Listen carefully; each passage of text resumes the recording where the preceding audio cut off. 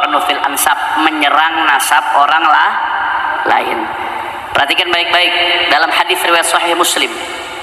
Ini bukan perkataan saya, perkataan Rasulullah sallallahu alaihi wasallam. Kata Rasulullah, arba'atun min umuril jahiliyah la yatrukunahunna. Ada 4 perkara kata Rasulullah. 4 perkara ini termasuk pekerjaannya jahiliyah. Kaum jahiliyah dulu sebelum Islam datang ini melakukan 4 perkara kebiasaan buruk ini. Nabi sebutkan ini termasuk perbuatannya jahiliyah. Apa 4 perkara tersebut?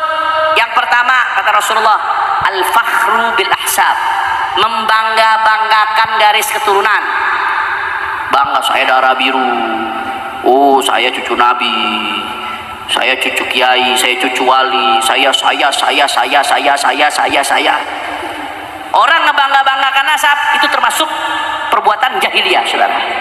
Membangga-banggakan nasab tanpa beramal soleh, tanpa berilmu yang baik, tanpa berakhlak karimah, itu termasuk perbuatan jahiliyah. Makanya saya jadi teringat, ya, saya selalu mengatakan di berbagai kesempatan, ya, orang punya nasab mulia tapi nggak dibarengi dengan ilmu dan amal serta akhlak mulia, itu hanya akan memperberat hisabnya dia di hadapan Allah Subhanahu wa taala. Ya, kita dianjurkan untuk husnudzon kepada orang-orang yang punya nasab mulia. Mereka punya hak. Akan tetapi saudara, bagi orang itu sendiri punya nasab mulia, kakeknya wali soleh, kakeknya orang mulia, tapi dianya nggak mengamalkan dengan amalan yang mulia, akhlaknya nggak mulia, nggak berilmu yang baik, itu hanya akan memperberat hisab dia nanti di hadapan Allah. Na'udzubillah min. Tapi yang kedua kata Nabi, di antara amalan jahiliyah at-ta'nu fil ansab, nyerang nasabnya orang lain. Nah, di dalam hadis lain Rasulullah SAW bersabda, ya, ithnani finnas huma bihim kufrun. Kata Rasulullah, ada 2 hal yang dilakukan di tengah-tengah orang. 2 hal ini kata Rasulullah adalah kekufuran di tengah-tengah orang, saudara. Kekufuran, Nabi sebut kufrun, kekufuran. Maksudnya kekufuran di sini bukan menyebabkan murtad, bukan. Ya, sebagian ulama menafsirkan maksudnya kekufuran ai min khisalil kufar, termasuk perbuatannya orang kafir. Maka kalau termasuk perbuatan orang kafir berarti ai minal kabair, termasuk dosa besar. Na'udzubillah min. Apa saja 2 perbuatan tersebut? Di antaranya kata Nabi, an-niyaha 'alal mayyit, meratap di depan mayit. Nah, ini orang-orang perempuan hati-hati. Kalau ada keluarga orang yang kita cintai yang meninggal, nangis wajar. Yang namanya sedih manusiawi, Bu, ada orang yang kita cintai meninggal dunia, kira-kira netes air mata, wajar atau tidak? Wajar. Rasulullah SAW ketika putranya Ibrahim meninggal dunia, Nabi neteskan air mata. Man la yarham la yurham. Orang yang nggak punya kasih sayang dalam hatinya nggak akan dikasih sayangi oleh Allah Ta'ala. Yang namanya meneteskan air mata karena orang yang dicintai meninggal dunia itu sesuatu yang wajar. Tapi meratap-ratap nggak boleh. Oh, sampai teriak-teriak, sampai teriak-teriak, apalagi sampai syakul juyub, kalau orang jahiliyah dulu, merobek-robek pakaian, sampai latmul wujuh, sampai menampar-nampar muka, ya, kelewatan, nggak terima dengan ketetapan Allah, meratap-ratap sampai merintih-rintih yang kelewatan, teriak-teriak, itu dilarang. Kata Nabi itu termasuk perbuatan orang kafir. Na'udzubillah min dzalik. Nangis, sedih wajar, mungkin awal-awal ngegerung masih wajar, manusiawi, tapi jangan sampai menunjukkan kita nggak terima dengan ketetapannya Allah Subhanahu. Allah yang ngasih, Allah yang ngambil. Inna lillahi wa inna ilaihi. Kita milik Allah. Kapanpun Allah mau ambil, Allah boleh nggak mau ambil? Boleh. Kita jangan lupa diri. Kita ini suami kita bukan milik kita, anak-anak kita bukan milik kita, semuanya dari Allah. Lillahi ma akhad wa lillahi ma a'ta. Allah yang ngasih, Allah yang ambil. Maka an-niyaha 'alal mayyit, yang meratap-ratap yang kelewatan ketika meninggalnya seorang mayit itu termasuk dosa besar. Nah, dan yang kedua, at-ta'nu fil ansab, kata Nabi, termasuk perbuatan kufar adalah menyerang nasab orang lain. Kata Al-Imam Al-Munawi dalam kitabnya Faidul Qadir dan dalam kitabnya Taisir, Al-Imam Munawi mengatakan maksudnya apa? Adalah al-qadah fi fi nasabin sabata bi dhahiri syara'. Ya, nasab yang secara zahirus syariat udah sah, menurut ulama udah sah, menurut ilmu fikih udah sah, secara zahirus syariat ya emang dia anaknya dia keturunannya dia, secara zahirus syariat udah selesai, itu udah final. Tahu-tahu dibilang oh bukan, ditaan. Itu kata Nabi, ithnani bin nasi huma bihim kufrun. termasuk amalnya kufar. Bahkan Al-Imam Al-Munawi dalam Fathul Qadir ngasih contoh, ya misalkan ada orang keturunannya fulan, udah sepakat tuh ulama-ulama semuanya menyatakan iya, tahu-tahu ada orang datang menyatakan oh itu bukan. Apa kata Rasulullah? Ithnani bin nasi huma bihim kufrun, termasuk min amalil kufar, min khisalil kufar. Nah, makanya belakangan ini lagi rame ada satu orang, ya saya sebutlah nasabnya Ba'alawi, sada ala para habaib. Ya, ada orang yang rame gembar-gembor. Ya, saya bicara ini bukan untuk bela diri lah. Buat apa saudara? Kita para sahabat Alawi nggak butuh pengakuan dari dia. Karena pengakuan itu datangnya udah dari para ulama-ulama besar. Semenjak ratusan tahun yang lalu udah selesai, saudara. Tapi kita kesian kalau sampai ini dilempar ke orang awam yang nggak ngerti ikut-ikutan, akhirnya jatuh dalam dosa at-ta'nu fil ansab. Na'udzubillah min dalik, saudara. Itu nasab secara zahir syariah. Dari dulu udah diakui oleh para ulama. Al-Imamul Janadi udah ngakui, Husain bin Abdurrahman Al-Ahdal ngakui, Al-Yafi'i ngakui, saudara. Kemudian Al-Imam Al-Khazraji dalam kitabnya Al-Iqtul Fakhir ngakui, Al-Imam Ibnu Hajar Al-Haytami mengakui, Al-Khatib Abdurrahman Al-Khatib ngakui, saudara.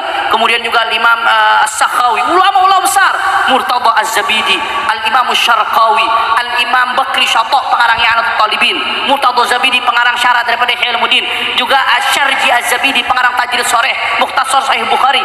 Saya ngumpulkan Pak Bu, itu pengakuan tentang nasab Ba'alawi atau pengakuan terhadap status mereka sebagai sadah, sebagai asyraf, sebagai husaini, itu saya ngumpulkan nggak kurang dari 100 referensi dari luar Ba'alawi. Itu ulama-ulama besar dari dulu, saudara, nggak ada masalah. Tahu-tahu setelah 1000 tahun Ba'alawi, saudara, datang ada satu orang mengaku apa? Oh, ini Ubaidillah bukan anaknya Ahmad, berarti Ba'alawi bukan cucunya Nabi, saudara. Makoli. Ya jelas ya, saudara. Terus apa dia katakan?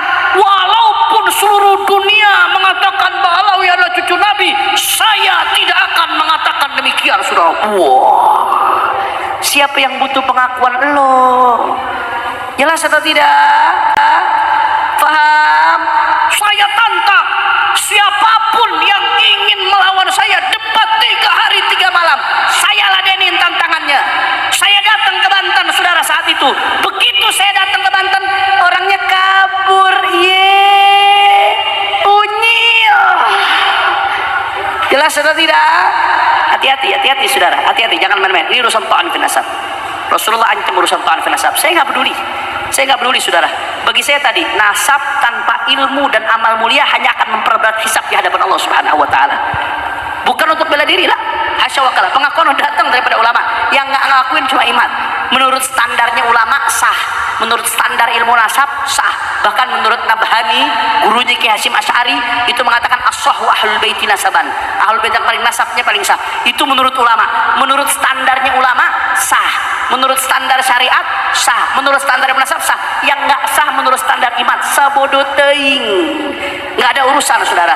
Tapi yang saya pikirkan, jangan sampai umat ikut-ikutan jatuh dalam dosa ta'an fil nasab. Orang awam nggak ngerti, ikut-ikutan dosa ta'an fil nasab, saudara.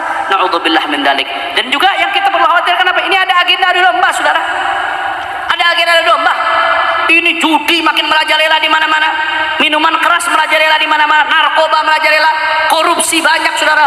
Rakyat banyak makin susah, pengangguran makin banyak, saudara. Kok tahu-tahu malah ngeributkan ini? Habaib dan kiai yang dari dulu berdampingan, yang dari dulu bergandengan, saudara, saling menghormati, saling takzim satu sama lain, tahu-tahu sekarang dibenturkan, diadu domba dengan narasi-narasi rasis. Di mana Bhinneka Tunggal Ikanya, saudara? Di mana persatuan Indonesianya, saudara? Ini yang mengadu domba ini tujuannya supaya apa? Supaya habaib kiai ribut. Kalau habaib sama kiai udah ribut, udah lupa, nggak bicara lagi soal korupsi, nggak bicara lagi soal kezaliman, nggak bicara lagi soal narkoba, nggak bicara lagi soal judi, nggak bicara lagi soal minuman keras, nggak peduli lagi umat sholat apa enggak, saudara. Siapa yang menang? Setan yang menang ujung-ujungnya. Betul atau tidak? Betul atau tidak? Maka jawab yang kompak semuanya. Kira-kira kalau habaib kiai diadu domba, terima atau tidak? Jawab yang kompak. Kiai habaib diadu domba, terima atau tidak? Kiai habaib dibentur-benturkan, terima atau tidak? Kalau ada yang mau menghancurkan kita dengan politik belah bambu, maka kita lawan dengan politik sambung bambu. Setuju? Setuju? Kalau ada yang mau mengacak-acak umat dengan dengan politik adu domba, kita lawan dengan politik silaturahmi, saudara. Setuju? Kalau ada yang mau ngadu domba kita, yang ngacak-ngacak kita dengan politik perpecahan, maka kita lawan dengan politik persatuan, saudara. Setuju? Setuju?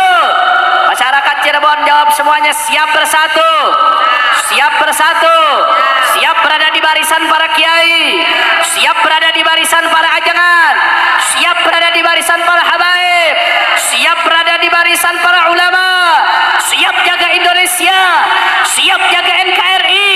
Semua Cirebon angkat tangannya, takbir.